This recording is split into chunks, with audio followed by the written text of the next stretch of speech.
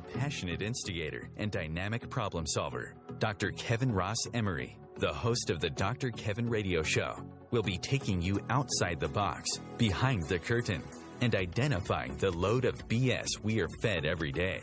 And now, Dr. Kevin.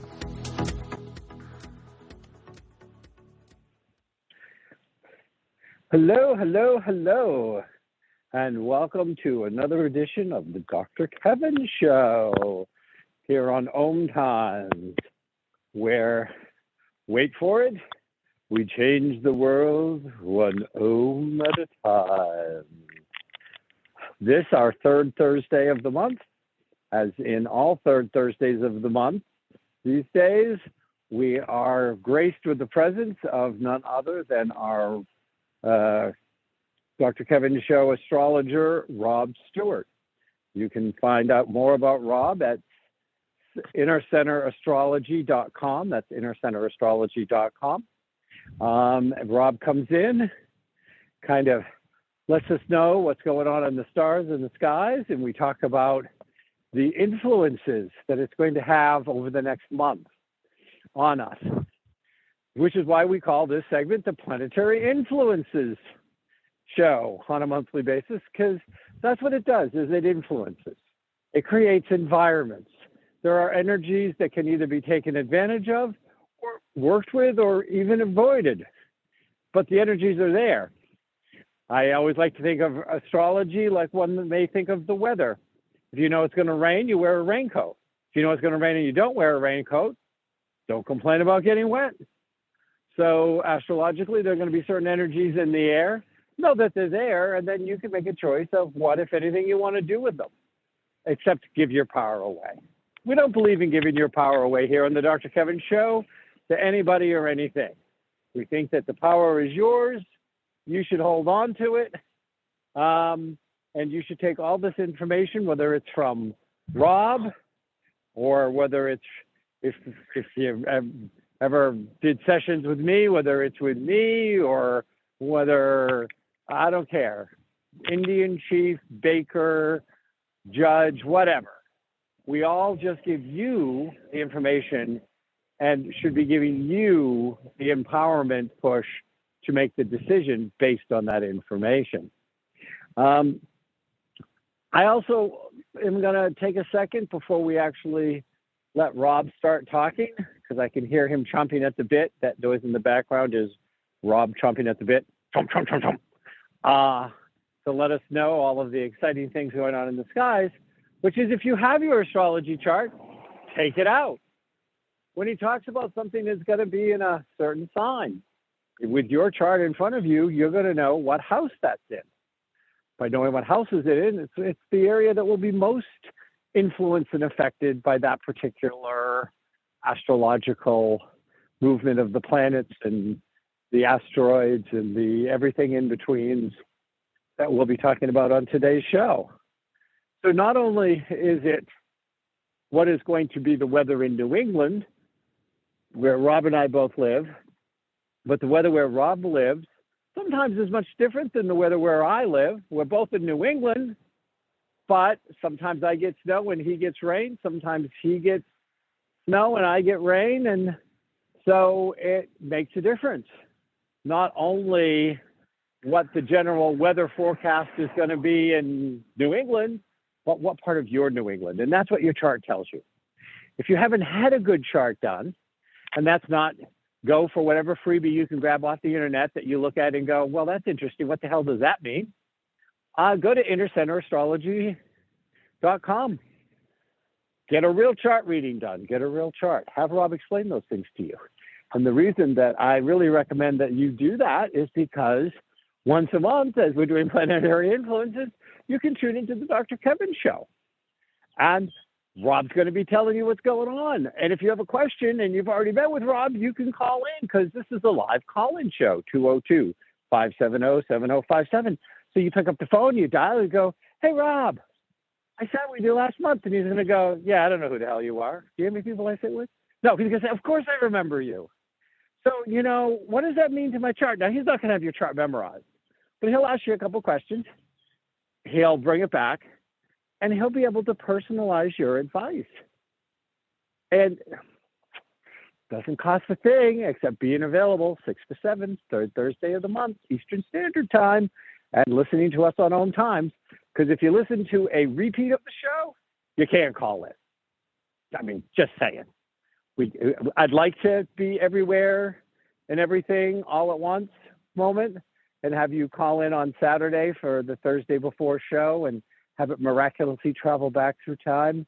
But I haven't figured that out yet. Now, Rob may have, and we'll ask him about that in a minute.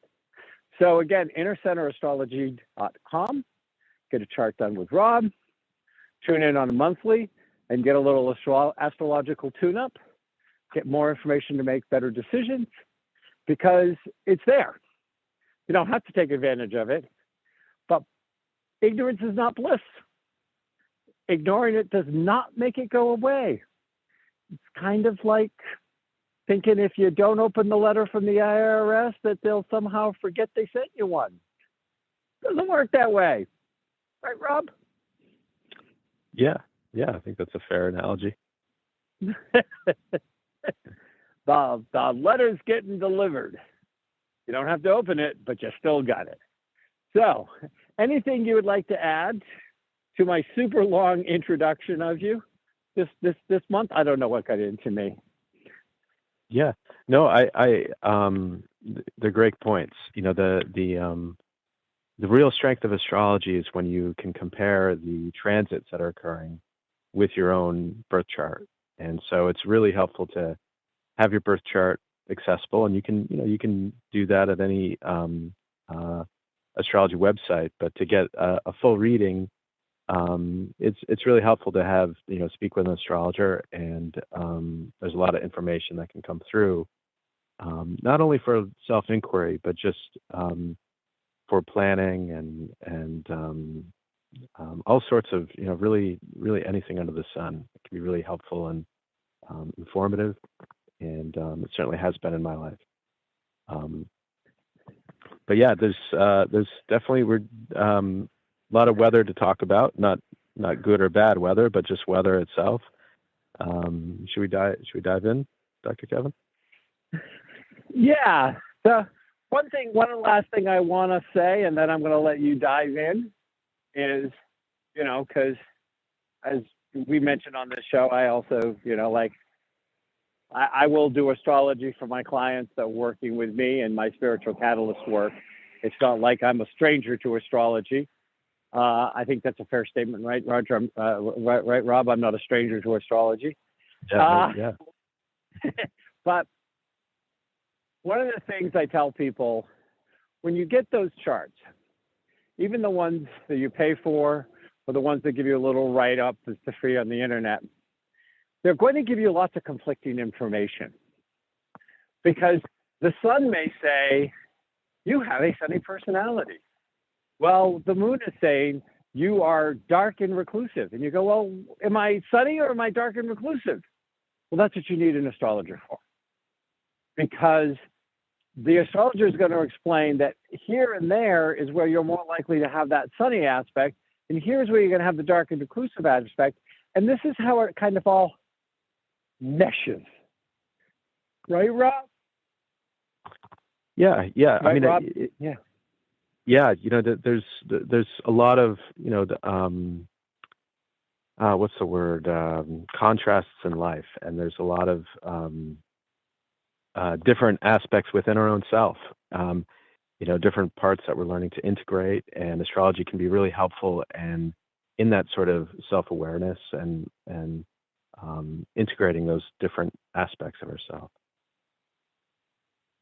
Yeah, because sometimes people will go, well, I went to this website and I paid $20 and it wrote up and it was all gobbledygook because it was telling me first, it was telling me one thing and then it told me something exactly opposite and then it told me something even different beyond that. And, and they just figure if they say enough stuff and I'm like, oh God, this is why astrology gets a bad name. Because it is an integrated, synergistic process where a true astrologer is going to guide you through and show you where all of that stuff actually comes together, how it works, what it means to you, and how you can capitalize on it.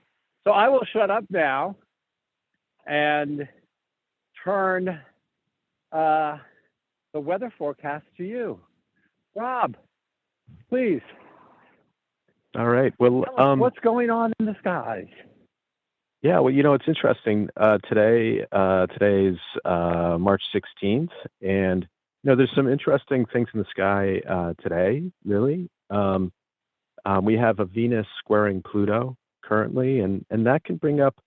Venus represents our the things we find we attract into our lives.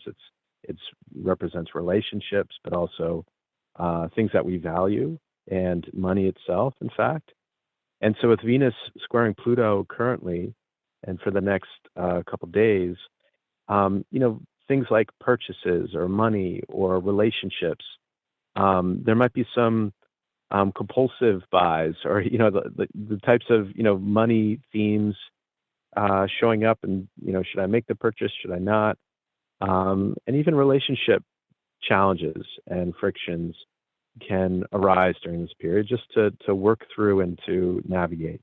And we also have Mercury and the Sun conjunct Neptune, and so whenever Neptune's involved, it makes things a little bit cloudy, and but also it's a time when we can really thrive in meditation or creative intuition, the sort of creative juices of the mind, but not so much the intellectual side of the mind, the analytical, I guess what they consider the left brain part of the brain. And so over the past couple days and the next few days ahead, there certainly can be a bit wishy-washiness in the thinking, and a bit difficult to get your organized thoughts together. It's if you're experiencing that, don't worry about it. It's sort of from the astrology point of view, part of the landscape right now. But we also have this Mercury, Sun, Neptune conjunction squaring Mars and Gemini, which sort of represents, maybe we're all, I know it's showing up in my life, but a bit scattered in our efforts and our projects. And this is a time where the scattered energy, Mars and Gemini, creates, some challenges to juggle with the mind and choices and getting clear and all that. So this is a time when those sort of themes are in the ethers, I guess you'd say. Do you have anything to add about that, Dr. Kevin? Yeah, so repeat that first aspect again. Venus squaring Pluto at 29 degrees. Venus is in the last degree of Aries before it enters Taurus. Okay. So one of the things that struck me is that this is a time where if you are somebody that will do retail therapy or have tendencies to being a shopaholic, or try to buy your way out of depression or frustration, that this is a warning Will Robinson set of aspects going on here, because you're going to have this scatteredness of energy that's going to be focusing on fog because it's not clear, and it's probably going to be frustrating. And this Venus squaring Pluto is, well, if I can't work on any of the 54 projects I have and they all seem to be stuck and fighting with each other, let's go shopping. And so, these aspects, when they're all happening very close on, and even in some cases on top of each other, look at where are your weak points. Your impulsivity, you may give in to some kind of Venetian impulsivity as an escape from the frustration of the Mars, Mercury, Sun, kind of, worldwide wrestling smackdown that they're doing. And that's an easy place to go. And it also, to me, says, you've got it squaring Pluto, planet of transformation and death and rebirth, in the 29th degree of a sign, which, again, talks to me about we may have some not well thought out impulsivity that might actually, in retrospect, highlight or teach us something in not the most gentlest of ways about our values, our spending habits, or kind of where we want to focus. Where again, values. I think of Venus and I think of values to some degree always. But it would be an impetuous time to decide to redo something in your house, and I'll almost guarantee you're going to hate it after it's done. Does that all make sense, Rob? Yeah, I mean, I think that makes sense. And, regarding, any certainty, if you make any impulse buys now that you regret it later, I'm not so sure. I'm not sure if it's clear, but it's just something to be aware of, that there's can certainly be impulsivity. And yeah, it's just something to learn through and be mindful of. Yeah, I guess my feeling of regret is because the impulsivity is being pushed forward by a square energy. So it's not guaranteed you're going to regret it, but I'm pretty sure it's probably going to make you have some second thoughts, at least. It could, it could certainly also be represented by a purchase that you are resistant to do or thinking twice about. And, just the challenge of, is it a purchase I want to go forward with or not, and all that stuff. So, yeah, I mean, but it's a great time to be mindful of spending habits and all that. And even in relationships, how you're navigating your relational life right now. Yep. Okay. So, and there is our first break. And we'll be right back with Rob Stewart from InnerCenterAstrology.com.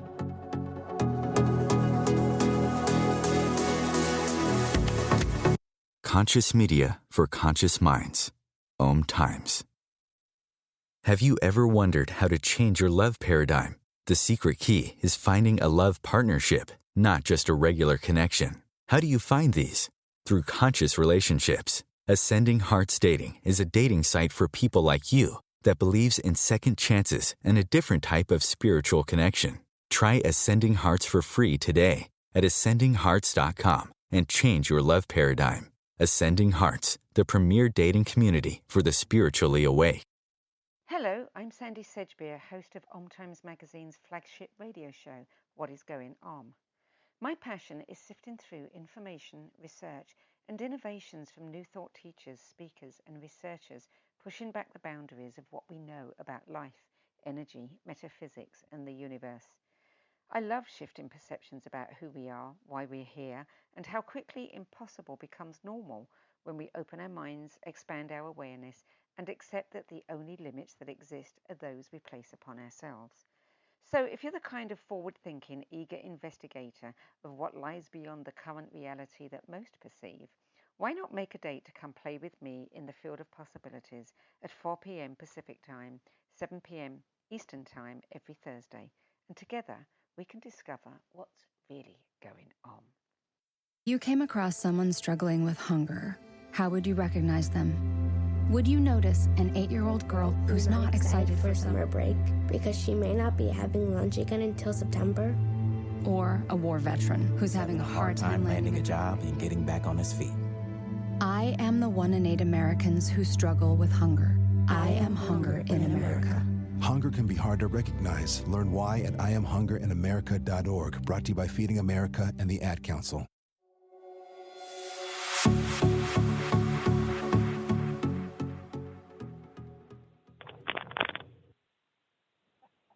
hello, hello, and welcome back to the Dr. Kevin Show.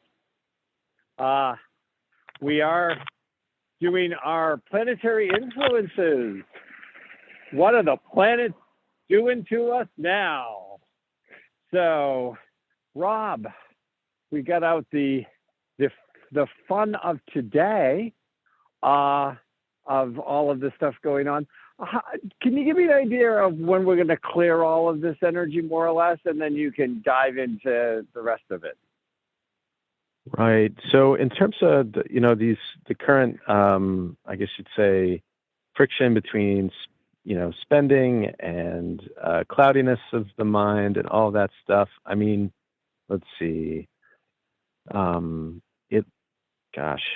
It's looking like by March 20th. So in a few days, 4 days, things will get a bit more clear with regards to spending, relationships, working through any relational types of things. Things will get more clear in the days ahead. Okay, so I get off the show tonight.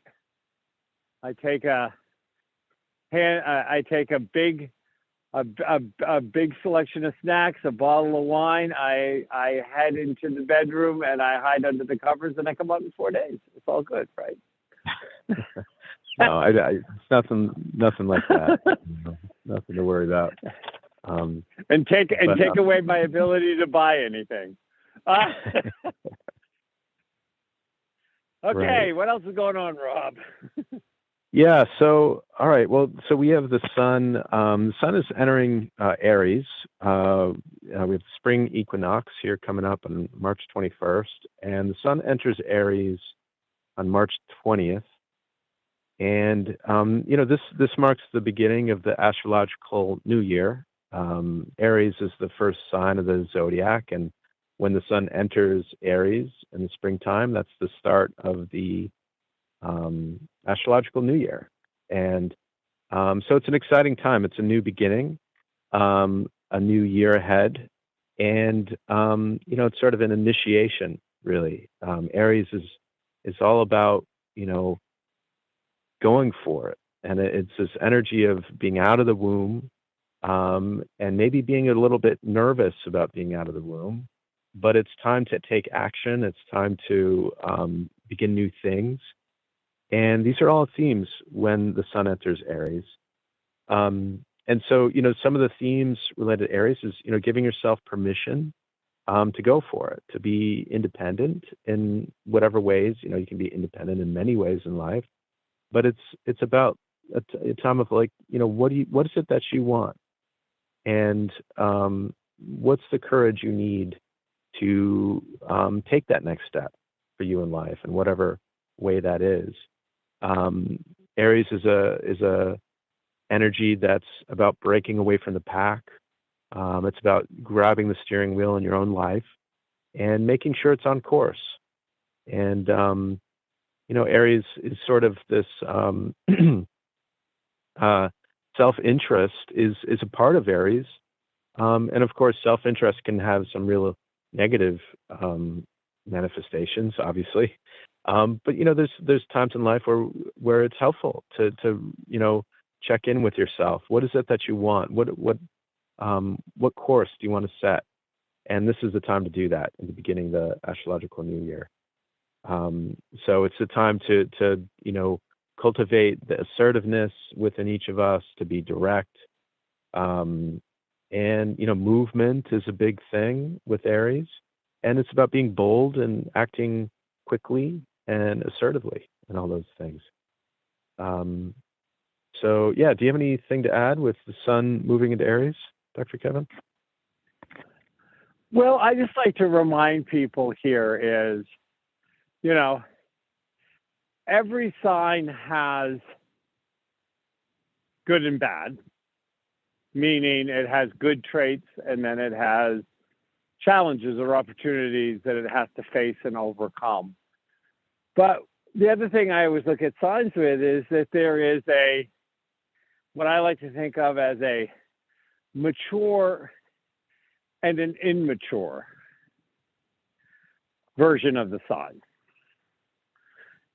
And the immature Aries energy is the child that throws the temper tantrum because they don't get their way and they're not listening or thinking about the consequence of their actions. They just want to charge forward into it.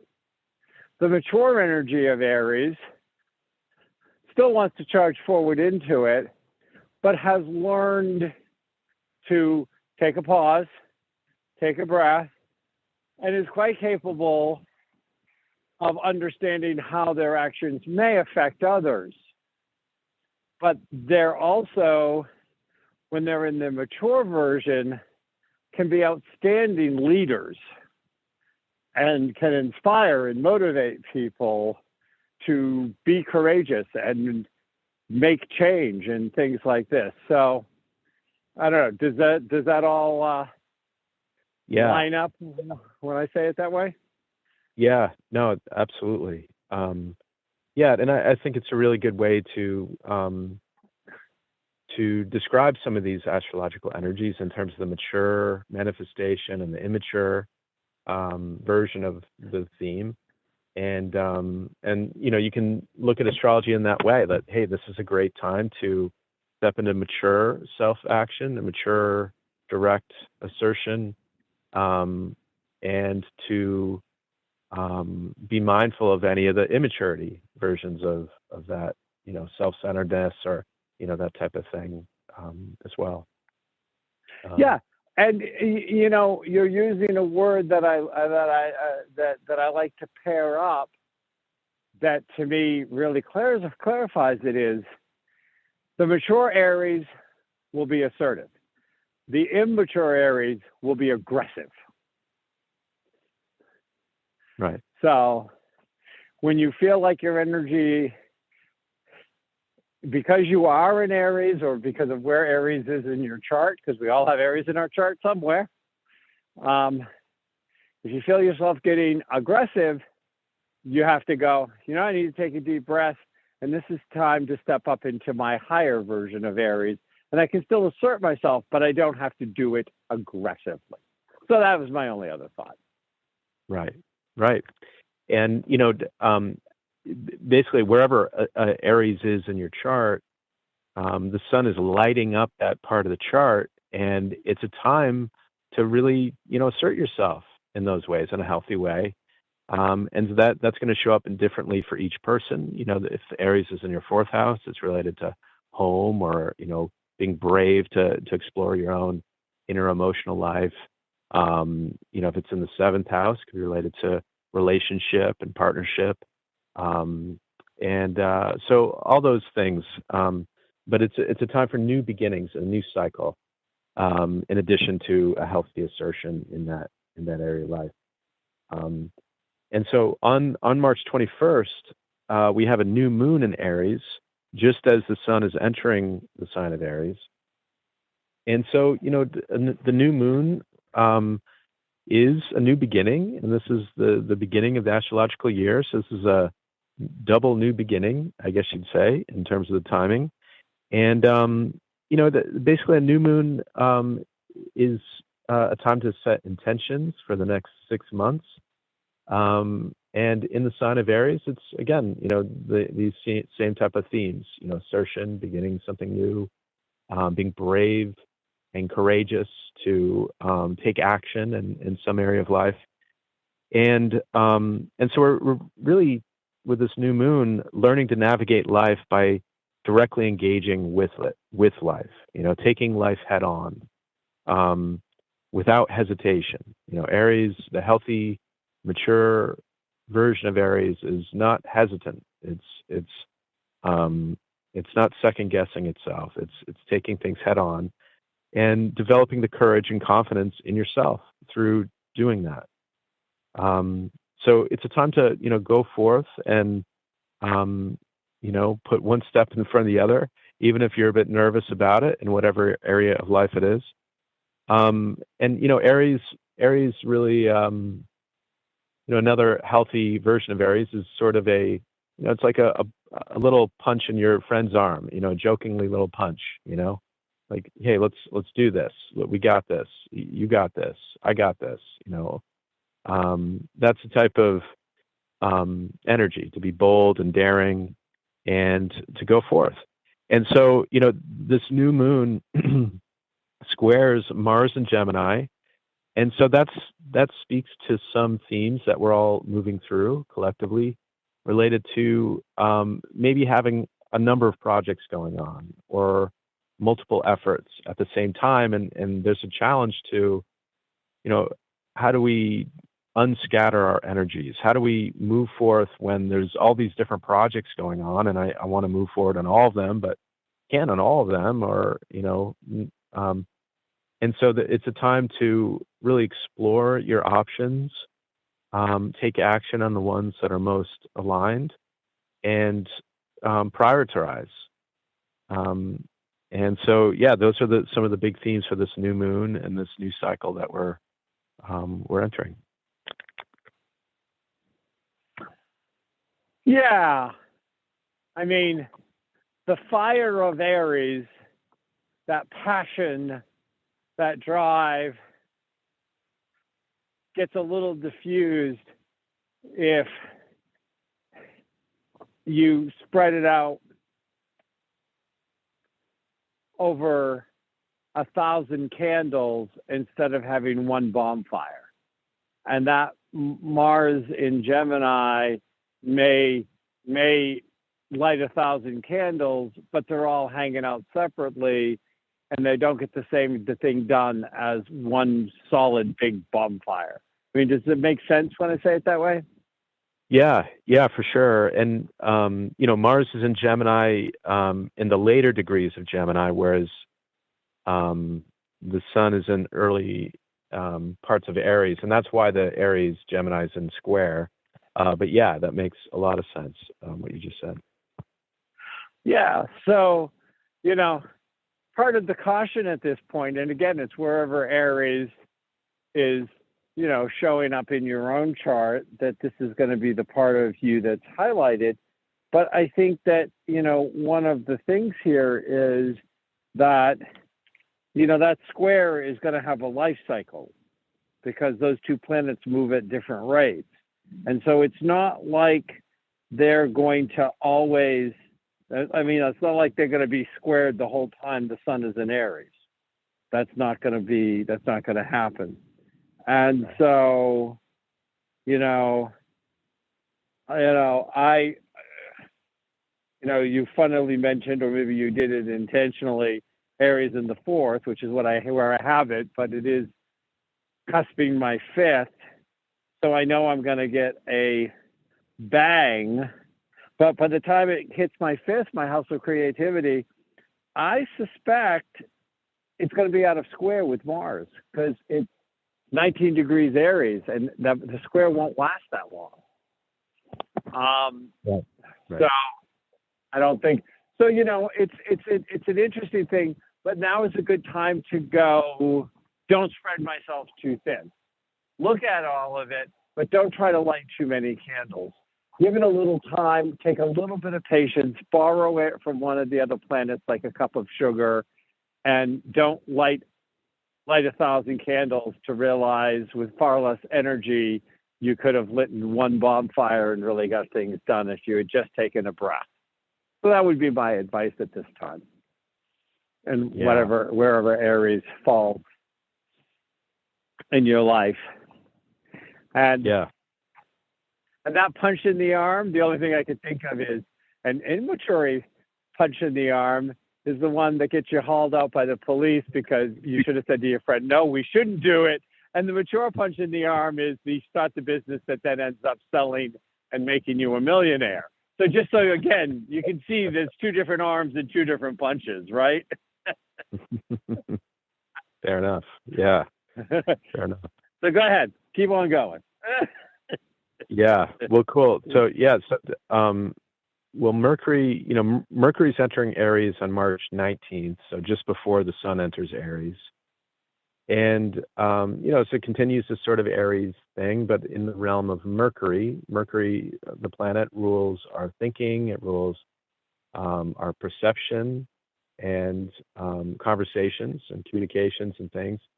And so, obviously it continues these sort of assertive, learning healthy versions of assertion. And the ways that you really lose your way with Aries, I would say, is when you get emotionally drained, you could easily respond with anger or defensiveness. And so, or bossiness or being impatient or having confrontations. So, during this over this next month, these are things to be mindful of, that, of course, you get stretched thin. There can be spouts of anger in yourself or others. And so it's just something that collectively we're moving through and learning through and to be mindful of.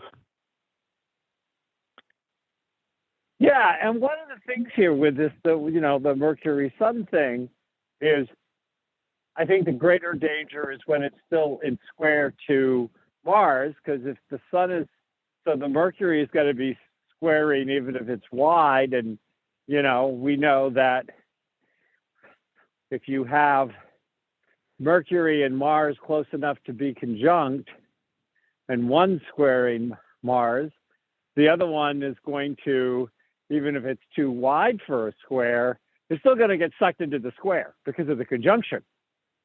Like, it's not going to come out scot-free. Right. Or you may look at that differently than I do, but I mean, would you agree? Yeah. So, I think during the square period,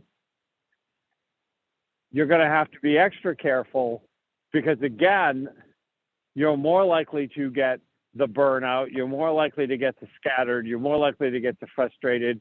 You're more likely to get the angry, where I think when the square passes, there'll be some relaxation of energy that will have it happening a little less, unless something else is going to hit it you haven't told us about, because there's always something else in the sky, as we all know. But so I think the bigger risk is at the beginning. Would you agree? Yeah, I think that's fair. Well, be right back as we continue to do Planetary Influences with Rob Stewart from InnerCenterAstrology.com.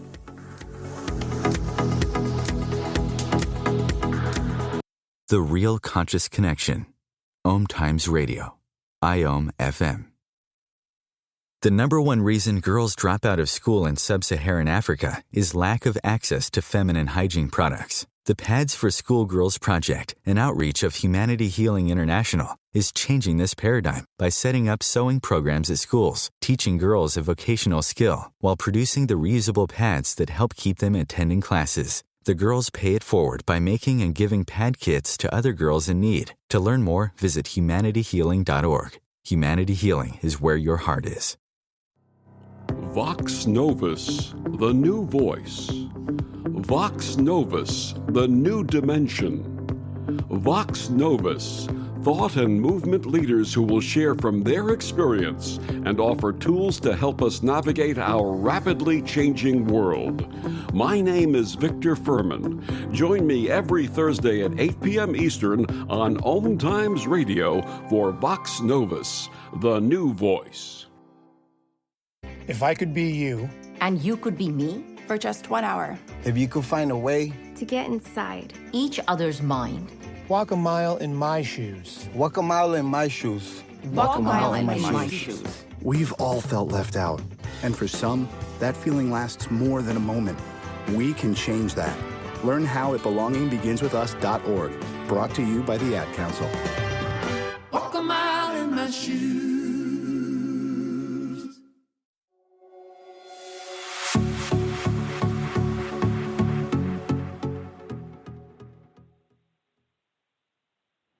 Hello. Welcome back to the last segment of the Dr. Kevin Show, where we're here with Rob Stewart from InnerCenterAstrology.com. remember, this is a live call-in show, so you can call in if you've got questions about the what's going on in the skies or anything. You can ask us anything you want. We might go, I don't know. Why would you ask me that question? I don't know what the thermodynamic formula is for a spaceship, but, you know, you could ask. And you can ask by calling 202-570-7057. That's 202-570-7057. So, you know, we were talking about the loosening of the kind of the more, what I considered tendency towards angry energy that could happen with that square in Mars to the Sun Mercury as it's moving into Aries. But, you know, the other thing is that Mercury in Aries, you know, we talk about light a fire underneath somebody, and that Mercury in Aries, you just have to be careful that when the Mercury's running around in Aries, you have to look in those areas of your chart and see how it affects you. Because again, the mature Aryan energy, if it's present in Mercury, is going to light a fire underneath somebody and get them up and motivated, inspired, and moved. The immature energy is going to burn their ass. Think that's fair? Yeah, no, for sure. It's, you know, I guess, you know, it's a time to pick your battles carefully, you know. It's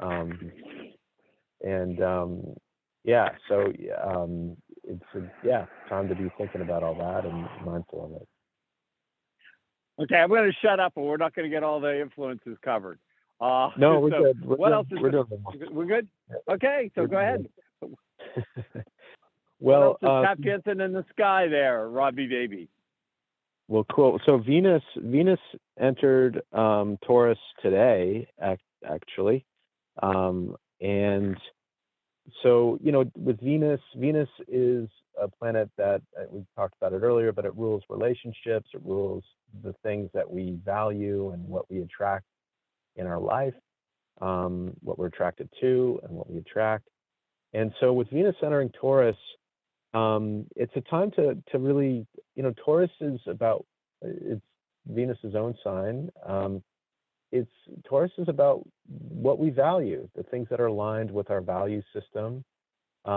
It's about valuing ourselves, valuing others, you know, enjoying the simple pleasures of life. There's a lot of themes related to Taurus, but really, you know, things like physical comforts, nature, even luxurious types of things. These are all sort of themes that can show up in our relationships, to explore and navigate. And it's just a time to really kind of align with your value system. You know, are you, you know, in your own work life, are you aligned with your value system at work? Are you charging enough for your services? Are you the relationships, do they echo the values you have in life and the things that you really care about? So yeah, you know, these are some of the themes when it comes to relationships and that sort of stuff. Do you have any thoughts on Venus and entering Taurus, Dr. Kevin? Well, you can't, if you're going to talk about Venus and Taurus, you have to always, Venus loves Taurus. She's a happy girl there, isn't she? Yeah. And so that Venetian energy is really a great energy for earthiness and sensuality, and kind of Venus helps us create a home that feels like home to me. Mm-hmm. Mm-hmm. And she helps you kind of discover. And, you know, we have the home that we were born with, that is the foundational concept we have as home, but we also have the home that evolves from us as we grow and change, and as we go from, you know, being introduced to the idea of home from our parents' perspective, and good, bad, or indifferent, because it can be all three at once sometimes. And that with that, but what happens when we form home with a new person and stuff like this? So when this is in this energy, this can be a very comforting, finding your sense of home. And if you look at where Taurus is in your chart and where Venus is going through, it's a place in which you have an ability to, yes, examine your values or to get a sense, but it's also a place where you are more likely to find, your sense of home, your sense of beauty, your sense of those values. And it's a place where creativity will find its way through in some way, shape, or form. Because Venus in Taurus, she's not only a happy girl, she's not only a sensual girl, she is also quite easily is a very creative girl. Does all that make sense when I say it that way? Yeah. No, right on. So yeah. See what? Yeah. Go ahead. Yeah. No. I mean, I was going to say it's it's a time where we can catch ourselves enjoying the finer things of life. Like really. Whether it's food. Food is a big Taurus thing, and so this sort of time where we could certainly be overindulgent in the beautiful things in life and the finer things in life, which is a wonderful thing. And with anything, it's just about finding the balance of it. Yeah, but when I look at where Venus, if you look at where Venus is, so to speak, talking to our listeners, and see which houses, because when it's in Taurus, it may all be in one house, but the odds are it's going to transit a couple of houses because, signs tend to overlap. And, and that itself offers, another reason why just getting something printed off that you may be able to look up and see what all the symbols mean doesn't mean you know what all the symbols mean. But when I look at that and I see where Venus is going to be hanging out, it is also a place where I go, there's a place where I may have a surge in creativity or a need to make shifts or changes because I don't feel in alignment, i.e., internally in home in that area of my life. Because think about it, Rob. We all have, what is our home feeling? Does it feel like home in the business we're in the career we're in? Does it feel like home in the relationship we're in? Does it feel like home? You know what I'm saying? I mean, again, I bring that up, and I look because, Venus is actually on my cusp of my 6th and my 7th house. So I know that this is a good time for me to only be creative, but to make adjustments where I bring a greater sense of belonging in those areas of my life. Does that make sense when I say it that way? Yeah. No, yeah. Yeah. Okay. What else do you have for us? Because I know we're going to be out of time shortly.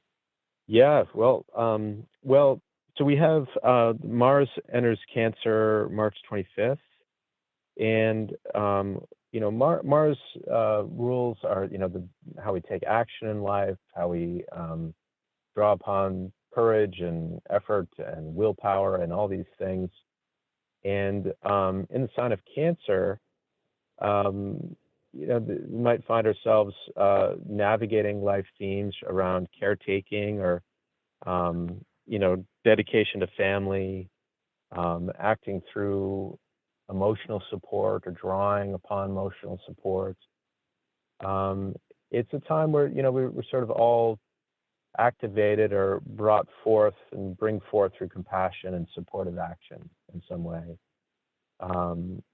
And, Mars in Cancer is very security oriented. It's very protective. And, Mars in Cancer can have the sort of turtling up a little bit.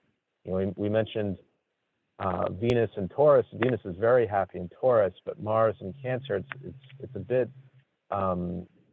murky territory for Mars. Mars likes to move, and Cancer's a bit likes to, it's a bit wishy-washy about things. And so there's this sort of protective, emotional energy. And when I think of Mars in Cancer and Mercury in Aries and the Sun in Aries, there's certainly the recipe for, like we talked about earlier, about some confrontations, about, quick tongues and, arguments, potential for arguments, which in our world is we're no stranger to. Seems like you turn on the TV, there's an argument everywhere to be seen. But this is a time where we can all sort of navigate, and we'll have opportunities to navigate our emotional. How do we take empowered action and be wise and mature with these direct energies that our Aries is bringing up. Yeah. Well, it's interesting because at some point with Mars in Cancer and Venus in Taurus, they must have some aspect dance that they do, or is it just too wide the whole time?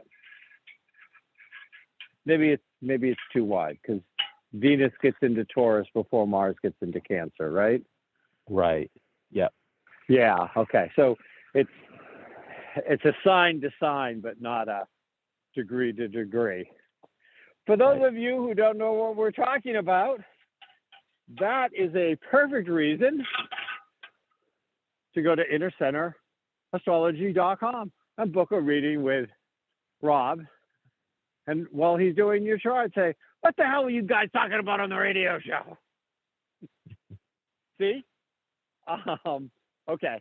I do look at the fact that Venus in Taurus and Cancer and Taurus and Cancer are both going to have energies that will end up being home focused or centered to some degree. And that while Mars wants the home to feel secure in ways in all the ways that makes a Cancer feel secure, and is going to make energies and actions that way. Venus is going to be there also in the home doing stuff. So I think that, again, there's an underlying, wherever it shows up, there's going to be an underlying push of home in those areas where your Cancer and your Taurus are hanging out. Does that make sense, Rob? Yeah, right on. What else do we have? Because we got a full moon here somewhere. We haven't heard about it. We're almost out of time. That's right. Yes, we got a full moon in Libra, April 6th.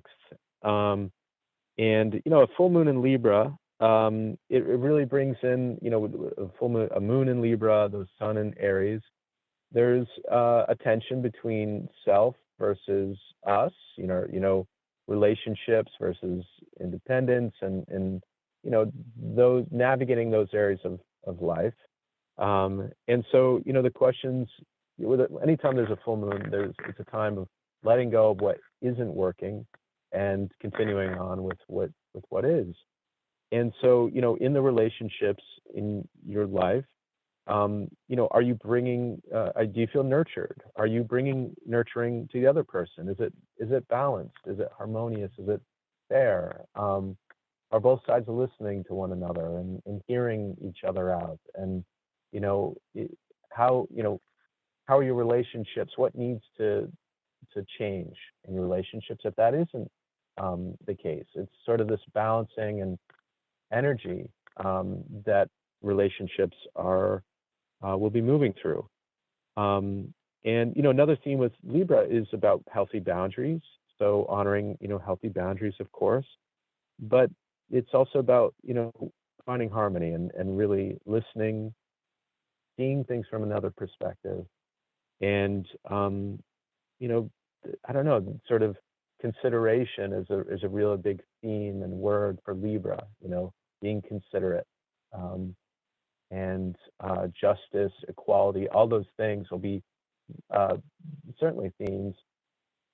And those are things to look towards. The